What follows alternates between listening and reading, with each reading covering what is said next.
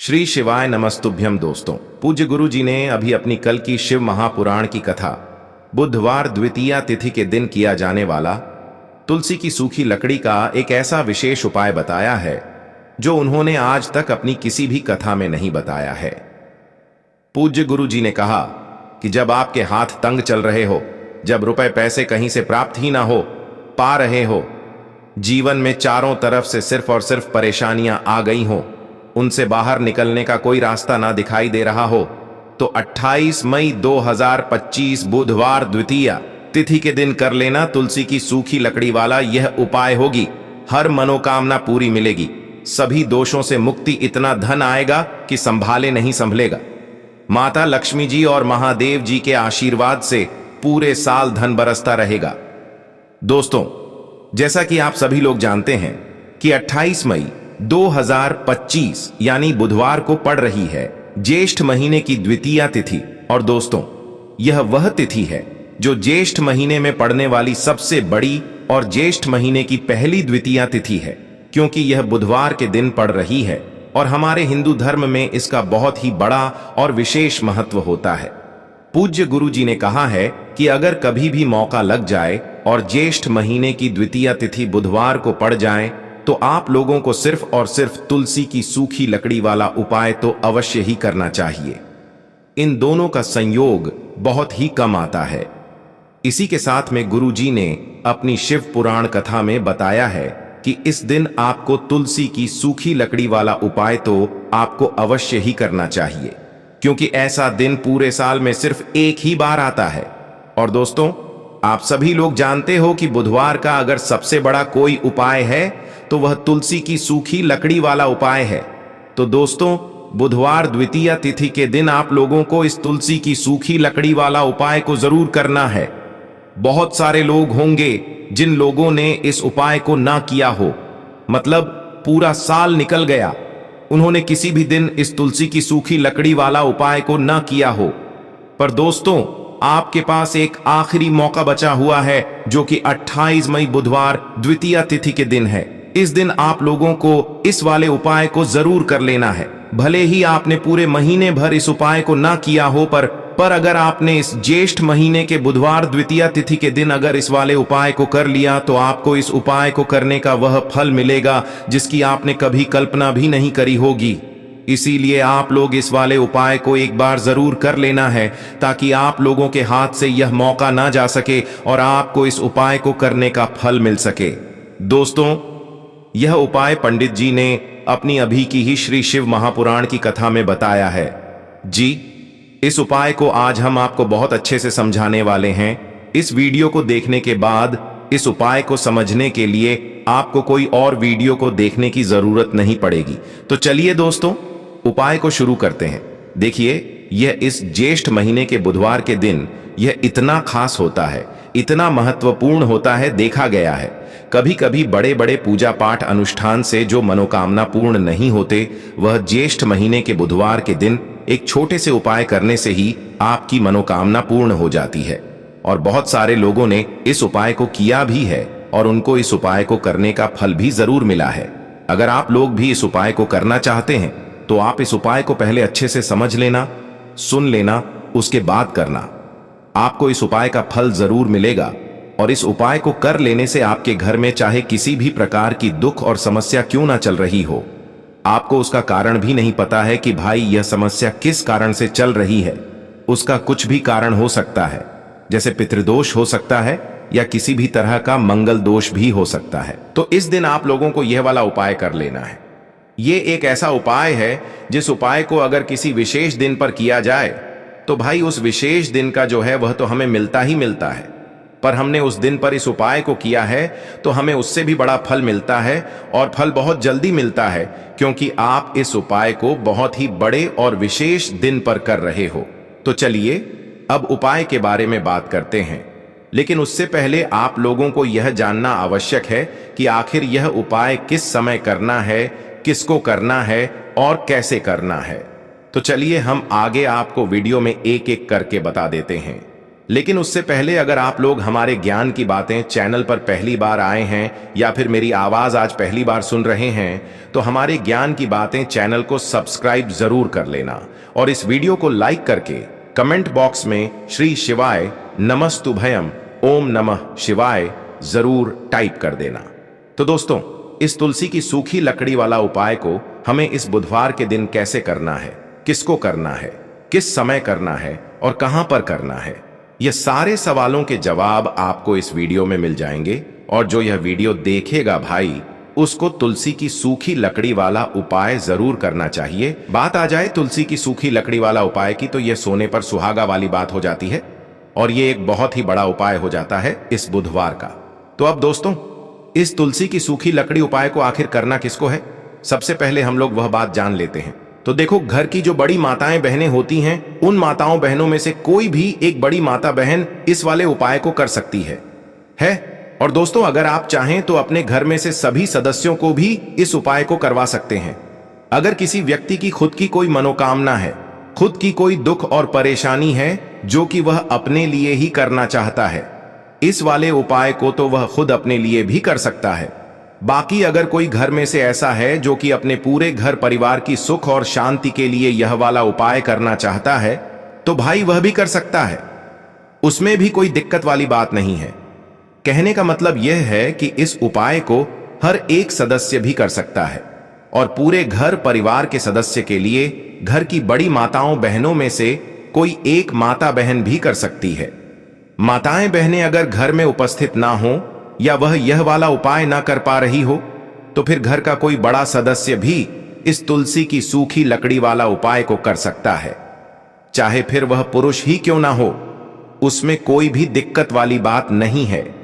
उसके बाद में दोस्तों, जो अगला प्रश्न निकल कर आता है वह यह आता है इस उपाय को लेकर कि आखिर इस उपाय को हमें किस समय करना है, सुबह के समय करना है कि शाम के समय करना है। तो देखो, इस वाले उपाय को आप लोग सुबह के समय भी कर सकते हो और शाम के समय प्रदोष काल में भी कर सकते हो। अब अगर आप पूछो कि भाई सबसे उत्तम समय कौन सा रहेगा इस तुलसी की सूखी लकड़ी वाला उपाय को करने का, तो हम आपसे बस यही कहेंगे कि इस उपाय को आप सुबह के समय करेंगे तो ज्यादा बेहतर होगा। बाकी अगर प्रदोष काल शाम के समय भी करेंगे तो भी अच्छा होगा, उसमें कोई भी दिक्कत वाली बात नहीं है। तो अब दोस्तों, जो अगली सबसे बड़ी और महत्वपूर्ण बात आती है वह यह आती है कि सुबह अगर हम उपाय को करेंगे तो हमें कितने बजे से लेकर कितने बजे तक के बीच में करना है, और शाम के समय प्रदोष काल में करेंगे तो हमें कितने बजे से लेकर कितने बजे के बीच में करना है।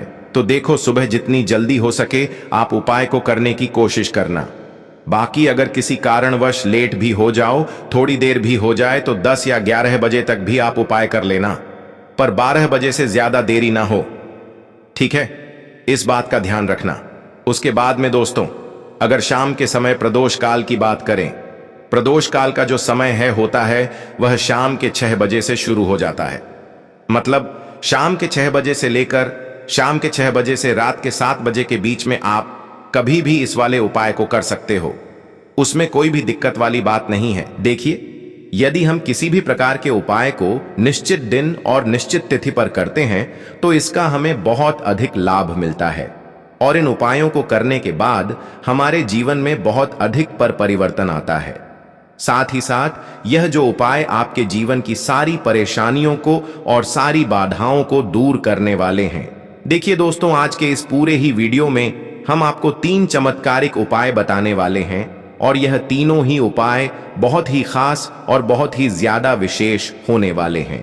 तो चलिए दोस्तों, जान लेते हैं गुरुजी द्वारा बताए गए सबसे पहले उपाय के बारे में।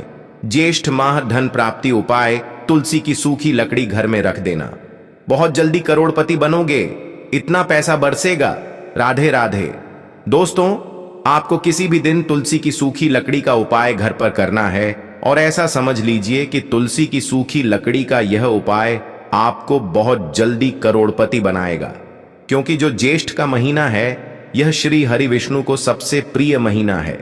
तो देखिए, स्कंद पुराण में आता है कि भगवान विष्णु को सबसे प्रिय अगर कोई महीना है तो वह ज्येष्ठ का ही महीना है और ज्येष्ठ के महीने में तुलसी के उपाय रातों रात आपके भाग्य को चमकाते हैं।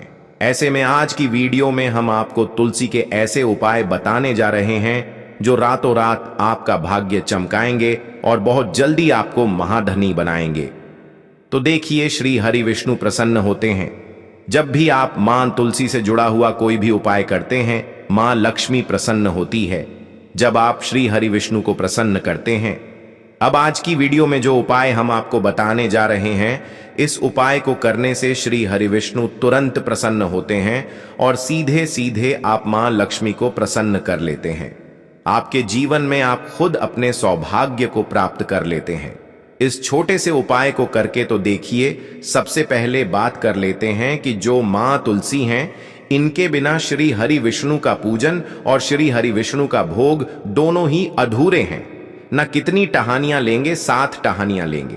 थोड़ा सा मौली धागा आपको लेना है और 7 तुलसी की सूखी लकड़ी को एक के अंदर एक यानी गट्ठा टाइप का बनाना है और उसको बांध देना है। ठीक है ना? सारी तुलसी की लकड़ियों को इकट्ठा करना है और मौली धागे से बांध देना है। बांध देंगे कलावा लपेटकर। अब आपको क्या करना है? रोली का तिलक इस तुलसी की सूखी लकड़ी पर आपको करना है। रोली का तिलक करेंगे। अगर चंदन है तो थोड़ा सा चंदन लगा दीजिए। अब यह तुलसी की जो सूखी लकड़ी है, यह आपको थोड़ी देर अपने घर के मंदिर में रखनी है, श्री हरि विष्णु के सामने। और एक देसी घी का दीपक आपको श्री हरि विष्णु के सामने लगाना है। दीपक गोल बाती का लगाएंगे और उसमें एक चुटकी पिसी हुई हल्दी डाल देंगे। ठीक है ना? श्री हरि विष्णु को हल्दी बहुत प्रिय है। दीपक लगा देंगे। थोड़ी देर वह जो तुलसी की लकड़ियां हैं, उनको ऐसे ही रखा रहने देंगे। तिलक कर देंगे। अब थोड़ी देर बाद आपको क्या करना है?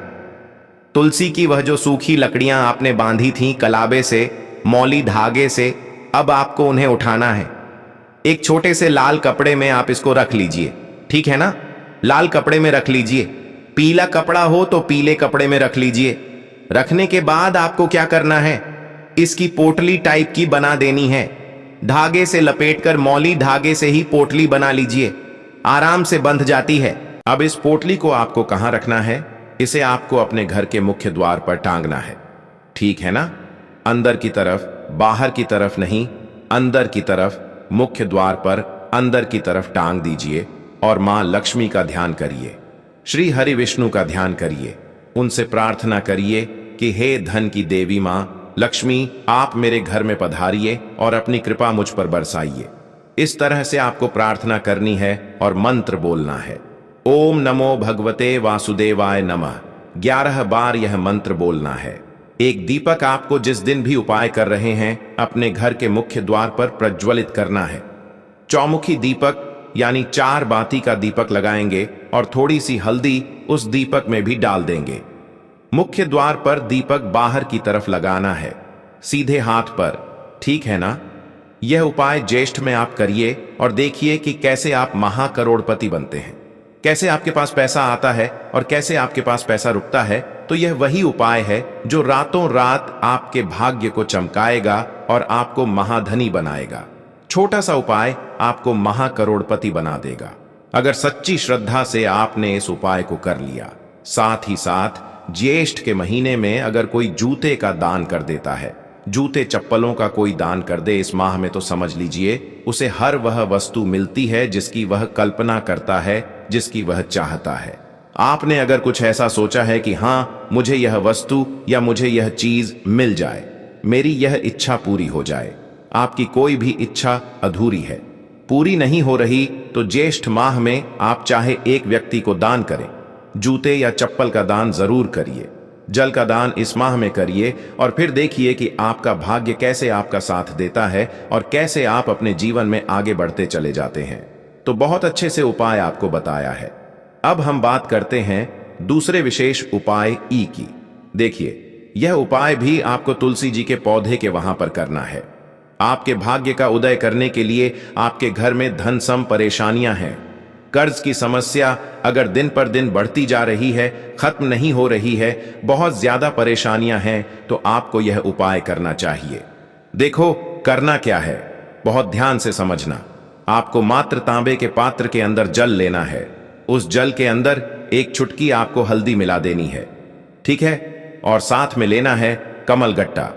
यह केवल उपाय बुधवार द्वितीया तिथि के दिन करना। अगर आपको ऐसा लगता है कि आपके जीवन में अष्टलक्ष्मी का वास नहीं है, भाग्य का साथ आपको नहीं मिल पा रहा है, तो आप यह उपाय शनिवार के दिन कर सकते हैं, बुधवार के दिन भी कर सकते हैं। ठीक है, शनिवार और बुधवार दोनों दिन आप यह उपाय कर सकते हैं। देखो करना क्या है। इस टाइम के पात्र के अंदर हल्दी डाली और एक कमल गट्टा डाला। अब आपको तुलसी जी के वहां पर जाना है। देखिए, जब आप हल्दी डालोगे जल के पात्र के अंदर, तब आपको ओम नमो भगवते वासुदेवाय का 11 बार जाप करना है, फिर हल्दी डालना है। जब आप कमल गट्टा डालोगे तब आपको ओम श्री नमः या ओम महालक्ष्मी नमः इस मंत्र का जाप करते हुए एक कमल गट्टा डालना है, 11 बार जाप करना है। ठीक है, कमल घट्टा और हल्दी दोनों होना चाहिए। कमल घट्टा महालक्ष्मी का प्रतीक माना जाता है और हल्दी जो है वह भगवान विष्णु के निमित्त आप हल्दी डालेंगे। ठीक है, इस जल को आपको तुलसी जी की जड़ में अर्पित करना है। ओम नमो भगते वासुदेवाय का जाप करते हुए बस इतना सा उपाय करना। धन संबंधित को कोई भी परेशानियां हैं वह सब दूर हो, ऐसी आपको प्रार्थना करनी है। कर्ज से जुड़ी कोई परेशानी हो तो ऐसी प्रार्थना करनी है कि यह दूर हो जाए। ऐसी कामना करते हुए यह दूसरा प्यारा सा उपाय आपको करना है। तो देखो, यह हो गया दूसरा उपाय जो कि आप सुबह से लेकर के शाम तक कर सकते हैं। बुधवार के दिन सिर्फ एक बार ही करना है। अब जो कमल गट्ट है, कमल गट्टे को आपको वहीं पर तुलसी जी के वहां पर रखे रहने देना है, आपको उठाना नहीं है। वह कमल गट्टा चाहे तो आप तुलसी जी की वहीं पर गांठ दें, ठीक है, तो भी चलेगा। तो इस प्रकार से आपको यह सुंदर सा उपाय करना है। अब हम बात करते हैं तीसरे उपाय की। ध्यान रखना, ये जो दूसरा उपाय है यह आपको आपके घर में ही करना है, बाहर कहीं पर भी मत कर करके आना। ठीक है, घर में अगर तुलसी जी हो तो ही आप यह उपाय कर सकते हैं।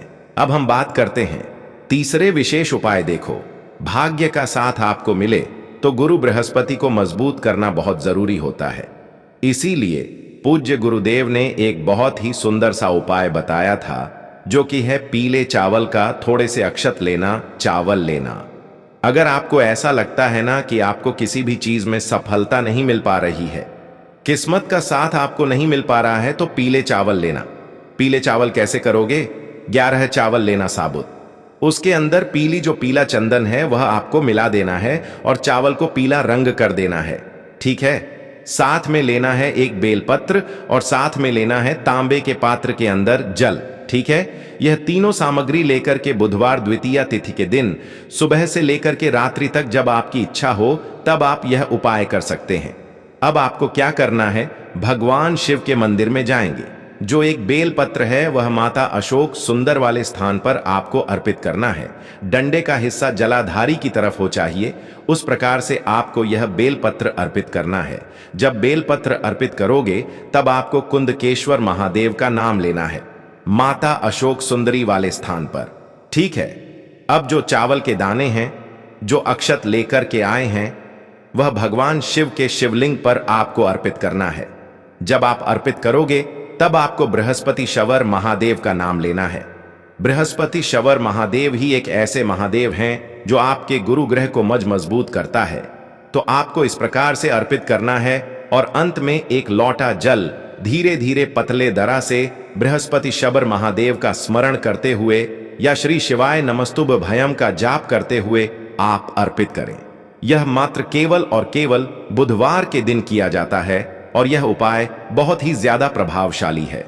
ध्यान रखना, हल्दी का उपयोग मत करना। चावल में पीला करना है, चावल को तो पीला चंदन ही होना चाहिए। ठीक है, अब यह जो उपाय जो भी करता है, निश्चित तौर पर उसके जीवन के सारे अंधकार दूर होते ही होते हैं, उसको सफलता भी मिलती है, बृहस्पति मजबूत होते हैं, किस्मत का साथ उसको मिलने लगता है। यह उपाय अगर आप प्रदोष काल के समय करते हैं तो और लाभकारी सिद्ध होता है। तो दोस्तों, यह थे पूज्य गुरु जी द्वारा बताए गए कुछ बहुत ही खास उपाय। अगर आपको जानकारी अच्छी लगी हो तो वीडियो लाइक करिएगा। मिलते हैं फिर एक नए वीडियो के साथ। श्री शिवाय नमस्तुभयम।